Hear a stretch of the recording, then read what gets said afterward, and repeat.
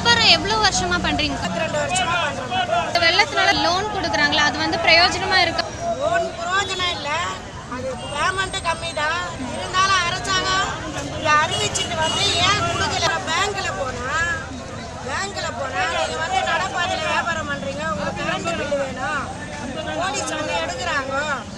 இந்த மாதிரியெல்லாம் சூழ்நிலை இருந்து ஏன் அந்த ஃபார்மை வந்து முகாம் போட்டு ஏன் எங்களுக்கு கொடுக்கணும்? ஒன்றுக்கு மேலே ஒன்றுக்கு அடிச்சுக்கின்னு எங்களுக்கு காலை கையை இடிச்சுக்கின்னு அந்த ஃபார்மை வாங்கி ஒரு பிரயோஜனமாக இல்லை. ஃபார்மை அதை வச்சுன்னு இருக்கிறோம். நாங்கள் அங்கே போனாக்கா பேங்க்கில் போனாக்கா அந்த பேங்க் மேனேஜர் என்ன கேள்வி கேட்குறாருன்னா, நீ முகாம் போட்டவங்கள தான்மா கேள்வி கேட்கணும்.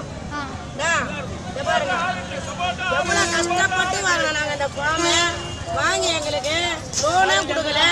கேள்வி மேலே கேள்வி கேட்டால் படிக்க தெரியாதவங்க எப்படி பேச முடியும்? நடப்பாத வியாபாரிகளுக்கு தானே அறிவிச்சாங்க, டெல்லி கவர்மெண்ட் அறிவிச்சு. நாயிலம்மா என்ன கூட இருந்து உதவி செஞ்சாங்கம்மா. ஆனால் பேங்க் மேனேஜர் அங்கே போனால் என்ன கேட்குறாங்கன்னா, நீங்கள் கரண்ட் பில் எடுத்துருவாங்க, கேஸ் பில் எடுத்துருவாங்கன்னா பிளாட் பார்த்துல இருக்கிறவங்களுக்கு அதெல்லாம் எங்கம்மா கிடைக்கும்? அப்போ என்னத்துக்கு இந்த ஃபார்மை கொடுக்கணும் கவர்மெண்ட்டு?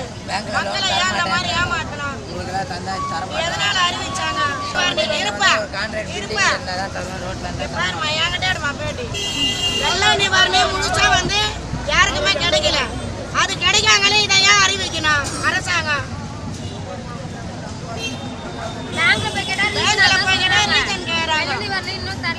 அந்த அரசு கவனத்தை கொண்டு போங்கம்மா. ஏன் நீங்க 2000 பேர் தவிக்கிறோம்? ஆண்களை, பெண்களை, விதவிகளை, பாதிக்கப்பட்ட பெண்களை, கணவனால கைவிட்ட பெண்களை, இந்த 3 அடி இடத்த மாத்தி கொடுங்கம்மா. எங்களுக்கு லோனை வேணாம், ஈன வேணாம், அதை கொண்டு போங்கம்மா. லோன்லாம் எங்களுக்கு தேவையில்லைம்மா. எங்களுக்கு மாற்று இடம் கொடுக்குறவங்களே போலீஸோ கார்பரேஷனோ எங்களை கொள்ளை லாரி வச்சு வரக்கூடாது. நாங்கள் வட்டிக்கு வாங்கி போட்டு இந்த சரக்குகளை வாரிட்டு போனால் எங்களை கீழ்த்தரமாக பேசுகிறாங்க, எங்கள் பொருளுங்களை கொடுக்க மாட்டுறாங்க, மட்டமாக பேசுகிறாங்க போலீஸ்லாம். பெண்களை ஏன்றான், எடுன்றான், போன்றான், வான்றான். நாங்கள் என்னத்தம்மா நாங்கள் பேசுறது?